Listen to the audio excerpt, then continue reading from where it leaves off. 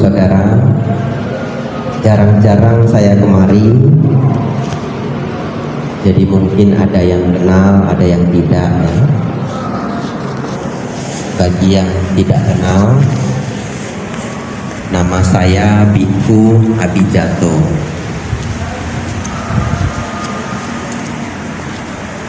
Untuk apa memperkenalkan diri? Niat saya agar kalau sudah kenal, mudah-mudahan apa yang saya bahas itu menjadi lebih menarik ya. Setelah itu lupa lagi dengan saya, enggak apa-apa ya. Yang penting dharmanya. Saya enggak penting, dharmanya yang penting ya. Nanti saya datang lagi, saya kasih tahu lagi, nama saya Biku Abijato, begitu ya. Tapi yang penting adalah dharmanya. Bapak Ibu Saudara, sebenarnya hari ini saya ingin mengajak Bapak Ibu untuk diskusi dhamma. Tapi karena tidak janjian dengan pengurus wihara, tidak begitu nyaman rasanya tiba-tiba mengubah struktur acara ya. Dan juga kalau tiba-tiba diskusi dhamma, yang sering terjadi apa? Tidak ada yang nanya. Ada pertanyaan, diam semua ya. Nah, kalau diam semua ya, sabe, saka, bawantu, sukitata, pulang ya. Jadi akhirnya saya pikir kita tetap diskusi dhamma suasananya, tapi biar saya tanya sendiri, jawab sendiri ya. Baik. Ini saya siapkan 8 pertanyaan ya, tapi nanti kita sesuaikan dengan waktu saja. Saya pikir pertanyaan-pertanyaan ini semuanya baik ya. Yang pertama, Bapak Ibu Saudara, ini pertanyaan yang sering sekali saya dapatkan kalau saya menerima tamu di Wihara Mendut. Ya, saya domisili di Magelang, dekat Candi Borobudur. Ada wihara namanya Wihara Mendut. Jadi kalau Bapak Ibu nanti satu ketika main-main ke Yogyakarta, singgah ke Borobudur, jangan lupa singgah di Wihara Mendut ya, wihara kita bersama. Ya, wihara ini bergabung dengan pembinaan Sangga Theravada Indonesia. Jadi kalau Bapak Ibu ke Wihara Mendut, anggaplah wihara sendiri ya. Bapak Ibu Saudara, saya sering mendapat pertanyaan dari umat non-Buddhis. Jadi Bapak Ibu harus hafal jawaban ini, supaya kalau ditanya Bapak Ibu jawabannya luar biasa. Apa pertanyaannya? Apakah umat Buddha berhala? Ya, apakah umat Buddha berhala? Ini sering sekali ditanya. Baik, saya jelaskan dulu ya. Berhala itu sebenarnya kalau ditanyakan ke kita itu juga tidak pas sebenarnya. Kenapa? Karena itu bukan konsep ajaran kita. Itu adalah konsep ajaran orang gitu. Jadi ketika konsep ajaran orang lain itu dipertanyakan pada agama kita, ya berbeda. Tapi tidak apa-apa, kita tetap harus berusaha menjawab. Berhala itu artinya apa? Berhala itu artinya memuja benda-benda yang dianggap tidak layak dipuja. Ya, contohnya apa? Pohon, batu, kayu. Jadi bagi sebagian orang, mereka melihat rupang kita ini terbuat dari batu. Kalau yang warna emas ini biasanya kalau bukan batu, besi ya. Tapi yang ini sepertinya batu. Bante kok tahu? Ya, kalau Bapak Ibu, terutama Bapak-bapak mau lama menjadi biku, nanti lihat aja tahu ya. Karena setiap hari tinggal di wihara ya. Ini mungkin batu ya, tapi kalau mau pas ya harus diketok-ketok ya. Bapak Ibu Saudara, tapi nanti setelah ini jangan diketok-ketok ya. Itu definisi berhala ya. Jadi bagi beberapa orang agama lain, mereka masuk ke wihara, mereka menganggap kita memuja batu. Ya, oleh karena itu mereka bertanya, umat Buddha berhala tidak? Bagaimana saya menjawabnya? Bapak Ibu konsentrasi ya, terutama yang ini Romo Ramani ini ya, penting ini kita jelaskan seperti ini. Yang kedua, sebelum saya jelaskannya, berhala itu berhubungan dengan berdoa. Ya, jadi bagi agama lain, kalau berdoa itu hanya kepada Tuhan. Tapi kalau berdoanya kepada batu, kayu, itu masuk ke berhala. Baik. Dalam ajaran Buddha yang sebenarnya, saya katakan yang sebenarnya ya, karena ada juga yang di luar kebiasaan. Dalam agama Buddha yang diajarkan di dalam Tripitaka, sesungguhnya kita tidak diajarkan meminta-minta kepada Buddha Rupang. Ya, Buddha Rupang itu patung Sang Buddha. Tapi kita umat Buddha menyebutnya Rupang atau Arca ya. Jadi seyogianya, sebaiknya kita itu tidak meminta-minta di depan altar. Jadi kalau kita sembayang seperti hari ini, kita puja bakti sembayang, apa yang kita lakukan? Memberi penghormatan. Ya, tadi Bapak Ibu sama-sama namaskara ya kepada Buddha, Dhamma dan Sangha. Hanya memberi penghormatan. Ada tidak dalam puja bakti ini kita buat 5 menit, mari meminta bersama. Kemudian semuanya menutup mata, membuat harapan masing-masing. Ada? Tidak ada. Jadi kita tidak pernah meminta-minta kepada Arca Sang Buddha. Berarti konsep berhala yang kedua itu kita sudah nggak kena ya. Karena kita tidak meminta-minta kepada Buddha Rupang. Kita hanya memberi penghormatan. Satu lagi jawaban tambahan.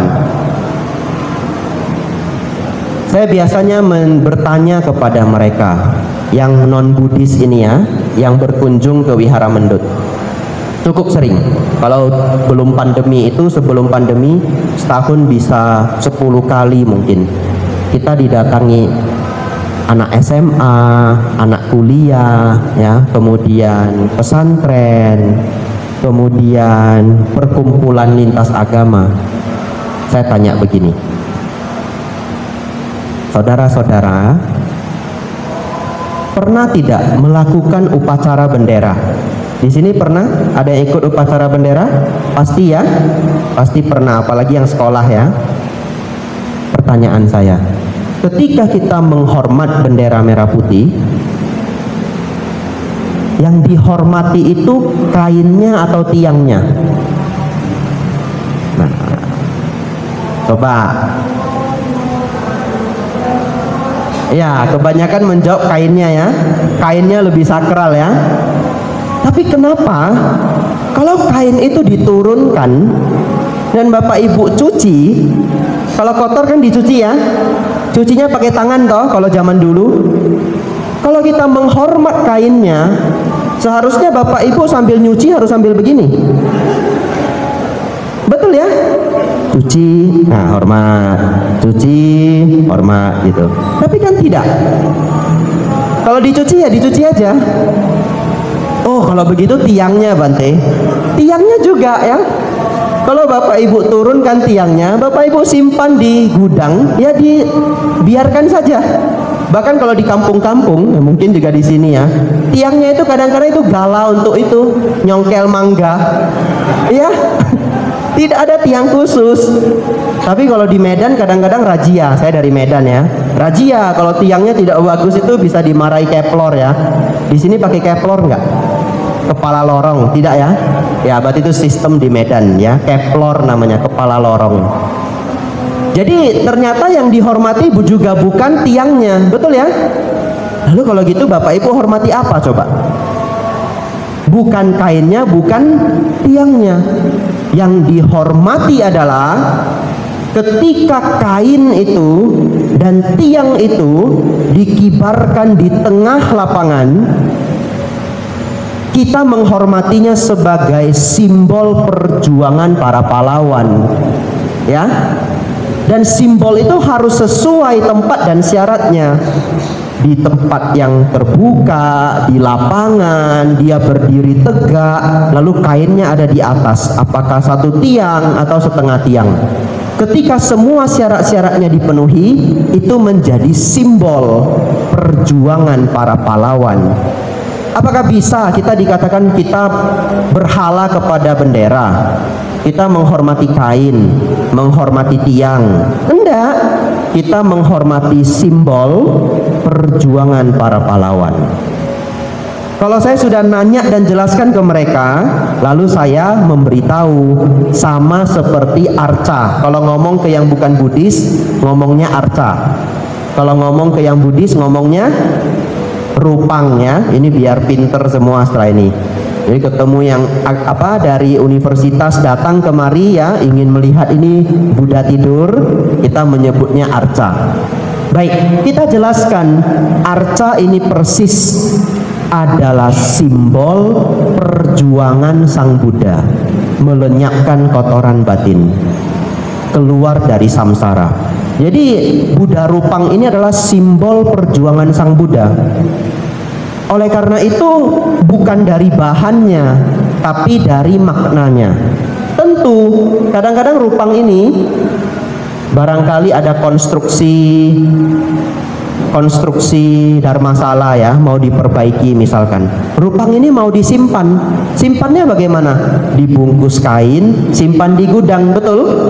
Nah, ketika simpan di gudang ya, kita tidak bisa puja bakti di gudang, betul ya? Tidak bisa, ya disimpan saja, diletakkan dengan baik. Simbol itu tidak menjadi lengkap ya. Dia menjadi lengkap kalau posisinya di tengah dharmasala dan sebagainya. Begitu saya jelaskan ke mereka, mereka jadi paham ya. Ya, jadi setelah paham, mereka jadi tidak berburuk sangka kepada kita, karena berhala di konsepnya mereka itu adalah dosa berat. Jadi sekarang mereka sudah mengatakan, oh Anda tidak berdosa ya. Tapi sekali lagi, sesungguhnya konsep lintas agama itu tidak bisa saling dipertanyakan ya. Tapi tidak apa-apa, biar kita cerdas menjawab. Ada yang sudah bisa menjawab setelah ini? Panjang sekali Bante, lupa Bante.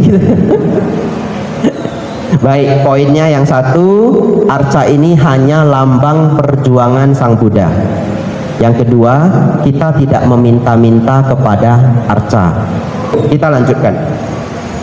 Baik, Bante, tadi Bante mengatakan kita tidak meminta-minta kepada arca. Ya. Kalau begitu, apakah umat Buddha boleh berdoa? Betul ya? Apakah umat Buddha boleh berdoa? Baik.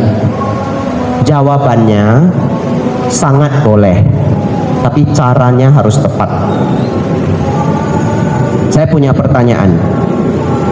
Kenapa dua orang berdoa pada dewa yang sama belum tentu semuanya terkabul? Benar? Benar ya? Di kota Medan itu ada kelenteng Kuankong. Semua orang kaya sembahyang di sana. Jadi karena dulu saya masih SMA pengen kaya raya, wah semangat saya. Ayo sembahyang Kuankong. Karena semua papa teman saya yang sukses, big boss, semua ke kelenteng itu. Jadi kalau kita tidak absen di kelentengnya Kuankong ya, susah jadi kaya raya ya. Absen juga saya. Ajak teman-teman saya. Ceit Cap Go itu masuk ke kelenteng, bersiap-siaplah menangis ya. Tahu kenapa menangis? Asap dupa benar-benar banyak. Tapi nggak apa-apa, berjuang ya, supaya hokia ya, demi kaya ya. Wah, berjuang ini. Sembayangnya harus tahu urutan, dewanya banyak.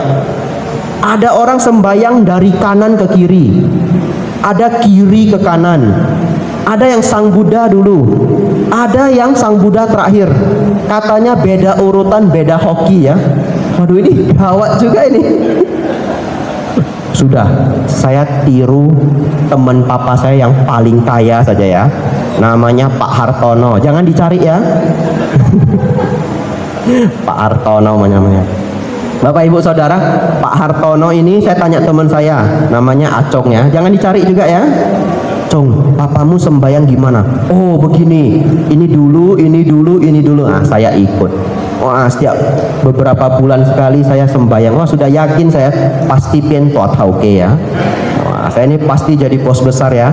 Wah rupanya jadi biku ya. Baik, saya perhatikan di kelenteng itu unik. Ada orang yang sembahyang berhasil, doanya terkabul. Ada yang tidak terkabul. Kalau kita katakan bahwa oh dia ada yang sembahyangnya serius, ada yang tidak serius, enggak juga. Ada AI ya, dia kalau sembahyang hampir 1 jam di depan kuantong itu, lama sekali. Wah hionya besar, sampai hionya itu sudah berkurang setengah gitu, doanya belum selesai. Setiap saya ke sana ya dia selalu berdoa. Saya mikir ya, berarti belum terkabul ya. Kalau sudah terkabul kan doanya stop ya. Dan dia paling rajin berdoa. Lalu saya berpikir, dan saya tidak pernah punya jawabannya. Kenapa ya ada orang berdoa terkabul, ada orang berdoa tidak terkabul? Ternyata setelah belajar Dharma, saya baru tahu jawabannya. Tergantung karma orang masing-masing.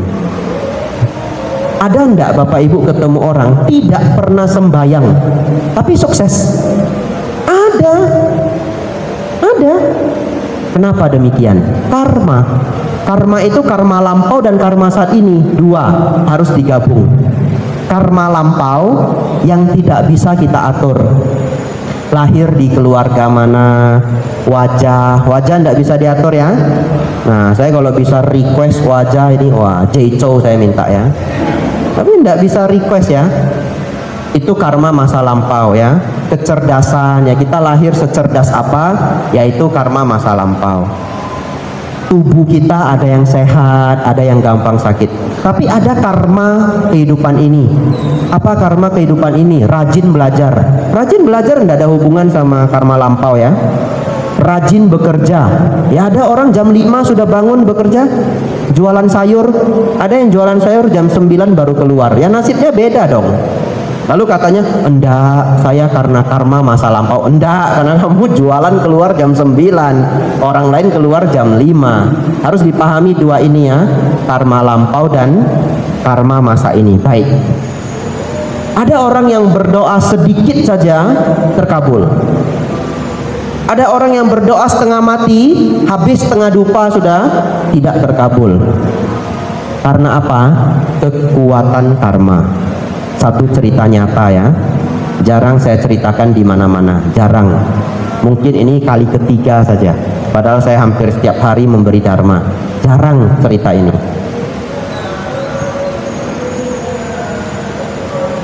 Ini diceritakan langsung oleh guru saya ya. Satu ketika di Wihara Mendut itu kepala wiharanya Bante Panyawaro. Beliau sangat sepuh ya, pimpinan sangga kita. Bapak Ibu Saudara, setiap pagi beliau itu pasti turun dari kuti. Kuti itu tempat tinggal biku. Beliau tinggal di lantai 2. Beliau turun untuk mengecek semua bagian wihara. Wiharanya luas ya, sekitar 1,5 hektar. Jadi beliau akan jalan. Apa yang beliau cek? Lampu ada yang putus tidak ya, ada sampah tidak. Kalau ada sampah itu beliau akan kutip, buang gitu. Lalu pekerjaan mana yang mungkin karyawan itu kurang bersih, pintu lupa ditutup atau bagaimana, itu kegiatan beliau.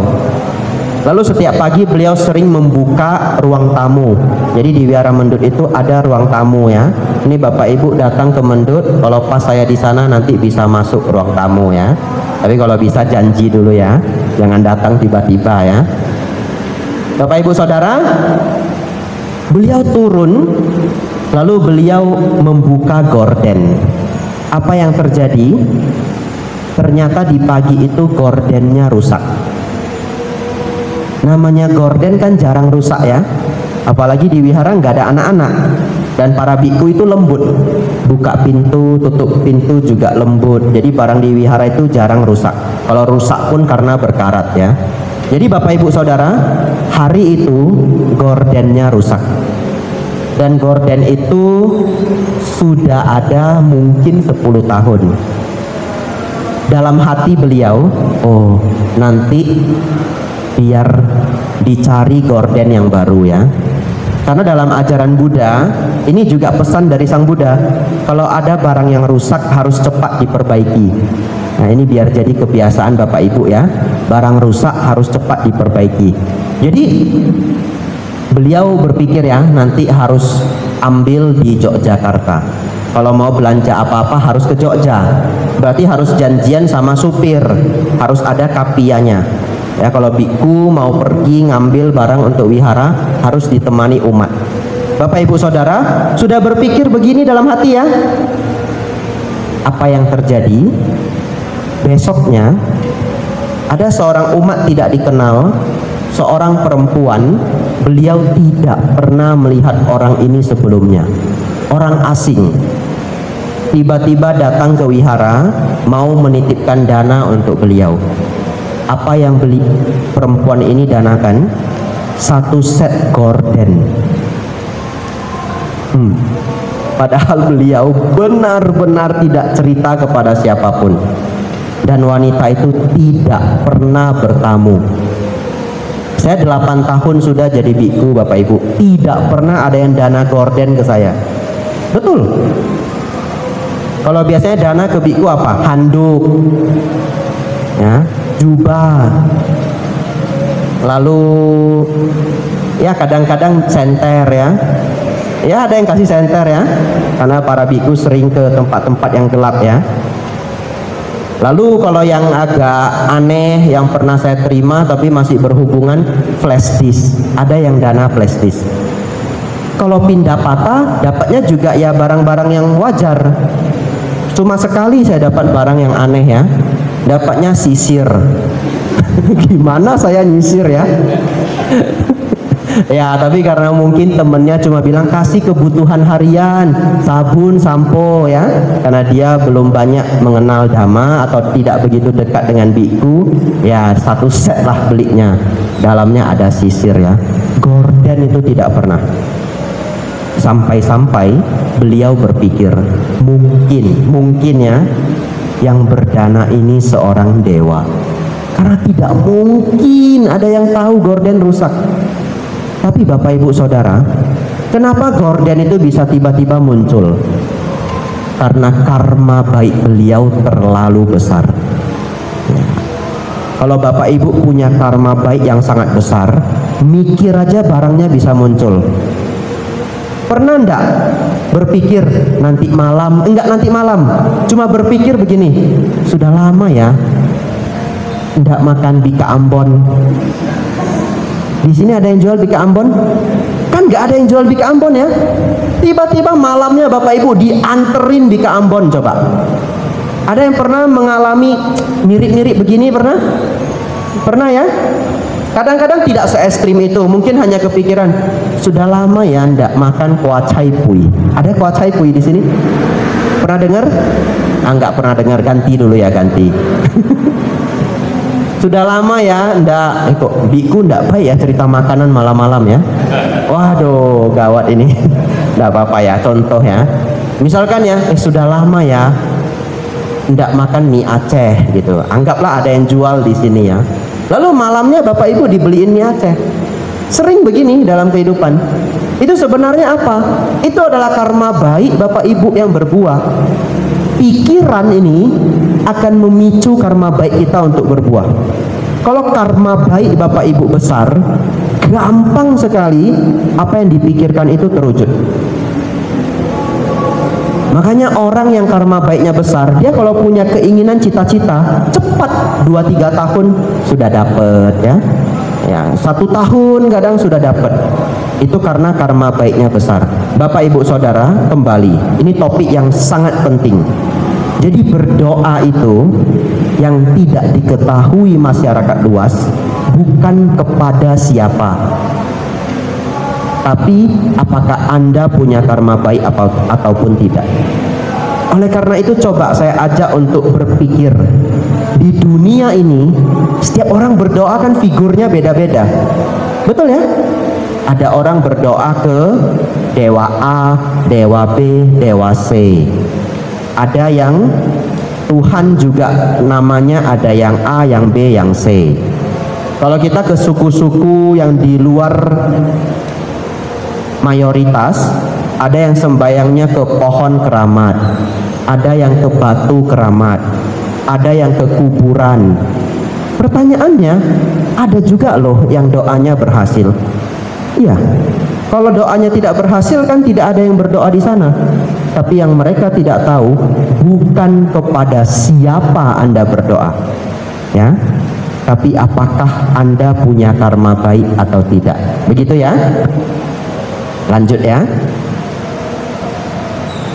Lalu ini ada pertanyaan sedikit, ini gampang dijawab. Lalu Bante, apa yang membuat agar doa kita mujarab? Bapak Ibu ingin doanya mujarab? Ingin ya? Caranya adalah banyak menanam karma baik, ya. Berbuatlah kebaikan, ya. Baik itu tidak hanya banyak berdana. Tentu berdana itu bagian dari berbuat baik, ya. Bantu wihara, bantu orang sakit, bantu anak sekolah, baik. Tapi karma baik itu tidak hanya berdana, apalagi menghargai orang tua, merawat orang tua, belajar mengurangi kemarahan, belajar bersabar, ya, merawat sila dengan baik. Kalau ada waktu bermeditasi, ini adalah karma baik. Bapak Ibu nanti pulang atau kapan ada waktu baca Manggala Sutta 38 berkah. Baca bahasa Indonesianya, itu semua adalah perbuatan baik. Lakukan sejauh yang Bapak Ibu bisa lakukan. Nanti harapan-harapan Bapak Ibu mudah terwujud, ya. Bapak Ibu kerja ataupun jualan gampang sekali sukses. Tapi jangan lupa prosesnya dijalani. Tanam karma baik. Sudah bukan rahasia. Banyak yang cerita, misalkan anak yang merawat orang tuanya, rezekinya jadi sangat lancar. Pernah dengar ya? Ya, itu sudah bukan rahasia umum. Jadi Bapak Ibu yang masih punya orang tua, sayangilah. Kalau orang tuanya jauh, setidaknya sering ditelepon, ya. Ya, kalau dulu teleponnya setahun sekali, ya, setelah dengar ceramah ini setahun 4 kali, ya. Ya, 3 bulan sekali dah. Waisa, Asada, Maga Puja, Katina, ya, sebagai ingatan, ya, walaupun nggak ada hubungan, ya. Mungkin orang tuanya nggak tahu apa itu Maga Puja, ya. Tapi kalau udah dekat-dekat Maga Puja, ingatlah orang tua. Hanya sebagai pertanda, ya. Atau Imlek pas mereka ulang tahun. Kalau orang tuanya jauh, ya. Bante, bagaimana jika orang tua saya sudah meninggal? Kalau Bapak Ibu berbuat baik, renungkanlah mereka. Dalam hati katakanlah, semoga dengan kebaikan ini papa, mama berbahagia, ya, kakek, nenek berbahagia. Ingatlah mereka sejenak, tidak sampai 1 menit, ya. Itu juga adalah bentuk bakti kepada orang tua. Waduh, sudah 8.30, ya. Baik. Nomor 3, apakah ada surga dalam agama Buddha? Kenapa saya buat pertanyaannya begini? Karena kalau Bapak Ibu di beberapa tempat, Bapak Ibu akan bertemu orang dari agama tetangga. Dia tiba-tiba datang ke kita nanya, Pak, Bapak agama apa? Oh, saya agama Buddha. Ada surga nggak di agama Anda? Tempat saya ada loh. Kita belum jawab sebenarnya. Tapi dia sudah, tempat saya ada loh. Kalau di tempat Anda gimana biar masuk surga? Terus kalau Bapak Ibu jarang belajar Dharma kan bingung jawabnya, ya. Iya ya, gimana ya? Masuk surga caranya gimana? Pak, Bu, dengerin saya. Di tempat saya itulah surga itu bisa kita gapai. Caranya tidak sulit. Saya ajari kuncinya. Kalau Bapak Ibu tidak kenal Dhamma, goyah, betul ya? Goyah. Jadi jawabnya gimana? Nah, harus jawab dengan pede, ya. Bahkan saya yang sudah bentuknya seperti ini, kalau saya di bandara, saya masih ditanyai orang. Kalau Bapak Ibu ditanya, apakah dalam ajaran Buddha ada surga? Bapak Ibu harus pede, ya. Jawabnya bagaimana? Pak, Bu, surga itu bahasa Sanskerta, artinya tempat yang bahagia, tujuan yang bahagia. Bahasa Sanskertanya surga. bahasa Palinya Sugati, itu adalah kosakata ajaran Buddha. Ya, Bapak Ibu Saudara, apakah ajaran Buddha ada surga? Ada. Surganya ada 26. 6 tingkat alam dewa, 20 tingkat alam Brahma. Bante, kenapa surganya banyak? Karena kebajikan orang tingkatnya berbeda-beda. Coba, kalau ada orang kebaikannya adalah sering berdana untuk pembangunan tempat ibadah. Tempat ibadah apa saja boleh. Ya, dia punya sedikit dana, dia sumbangkan. Tapi orang kedua, dia mengorbankan hidupnya untuk menjaga anak yatim piatu seumur hidupnya. Dia rela tidak menikah, dia jaga anak-anak yang tidak ada orang tua, misalkan seperti itu, sampai anak-anak itu jadi orang selama 40-50 tahun. Kebajikannya sama enggak? Beda ya. Kalau surganya sama, adil enggak? Tapi bukan masalah adil atau tidak adil ya, tapi demikianlah alam ini. Kebajikan orang itu akan menentukan di surga mana dia akan terlahirkan. Semakin tinggi kebajikannya, maka alam surga yang akan dicapai akan semakin tinggi. Tapi Bapak Ibu tidak perlu khawatir, masuk yang mana saja bagus ya. Ini pokoknya sudah 26 alam the best gitu. Kenapa Bante ada 6 alam dewa, 20 tingkat alam Brahma? Bedanya apa? Semua 20 alam Brahma hanya bisa dicapai dengan meditasi. Kenapa begitu? Karena di alam Brahma itu sudah tidak ada nafsu ragawi. Para Brahma itu sudah tidak ada nafsu ragawi. Mereka tidak butuh istri suami. Pertanyaan saya, kalau Bapak Ibu berbuat sangat baik sepanjang hidup, bisakah nafsu kita lenyap dengan sendirinya? Tidak akan bisa ya. Nafsu itu hanya bisa dikikis dengan bermeditasi. Satu-satunya cara melenyapkan nafsu adalah bermeditasi. Jadi mereka yang rajin bermeditasi sampai mencapai tingkat jana akan lahir di alam Brahma. Itu perbedaannya ya. Kalau kita sangat baik hati, kita hanya bisa masuk di salah satu dari 6 tingkat alam dewa ini. Kalau Bapak Ibu pergi ke kelenteng tua, nanti begitu Bapak Ibu masuk, kadang-kadang ada 4 dewa yang menjaga pintu. Pernah lihat? Ya, apalagi kalau Bapak Ibu ke Tiongkok ya. Saya pernah di Chengdu ya, sebelum saya jadi biku. Diantar ke wihara yang besar sekali di atas gunung. Begitu masuk ada 4 dewa, bagus sekali ukirannya. Ada yang pegang senjata tombak, ada yang pegang sejenis gitar gitu ya. Kakinya itu sedang memijak setan-setan kecil itu ya, yakha kecil. Itu adalah 1 Maharajika, 4 raja dewa. Saya nggak tahu Mandarinnya ya. Wo bu hui suo zhong wen ya. Nggak bu ming bai zhong wen. Idian ya. Cuma tahu toshao xian ya.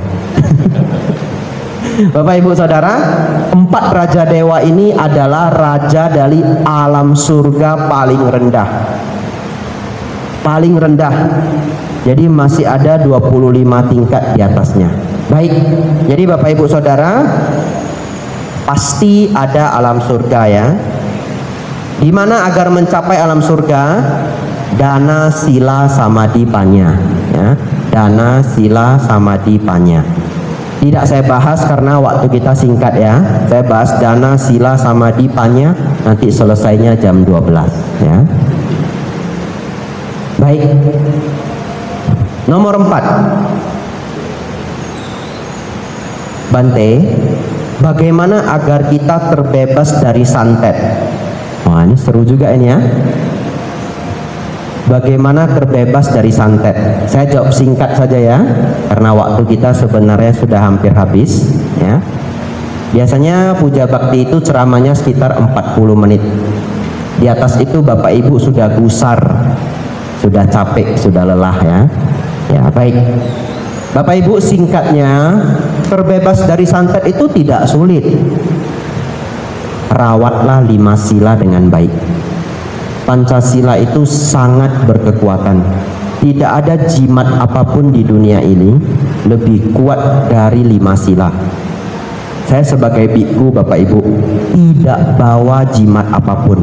Silakan bongkar tas saya. Satu jimat pun tidak ada. Tapi saya pergi sampai desa-desa di Bali yang katanya angker, ya benar, katanya keramat ya. Kalau tidak hati-hati bisa disantet ya. Saya masuk ke Kalimantan, tempat-tempat yang jauh, mengajar untuk semua suku. Tidak ada masalah. Saya tidak membawa jimat apapun. Apa yang saya bawa, Bapak Ibu? Sila. Seorang biku merawat silanya dengan baik. Bapak Ibu Saudara, yakinlah rawat 5 sila dengan baik. Itu adalah jimat paling sakti. Nggak usah lagi pesan jimat akar pohon apa, nggak usah. Ya. Lalu banyak berbuat baik. Punya keyakinan pada Buddha Dhamma Sangha. 3 ini pelindung yang luar biasa. Keyakinan pada Buddha Dhamma Sangha, kebajikan, dan sila. Kalau Bapak Ibu tidak yakin, yakinkan lagi diri Anda ya. Lalu Bante, kadang-kadang bukan takut disantet Bante, takut hantu Bante. Ya, kalau Bapak Ibu takut hantu, tipsnya 2 ya. Yang pertama, jangan lagi nonton film hantu. Yang bikin Anda takut itu film hantu. Kenapa? Kalau hantu diajak nonton film hantu, hantu pun takut. Bagaimana tidak? Suaranya itu kan didesain supaya kita takut ya. Kalau Bapak Ibu buka pintu kan nggak ada suaranya.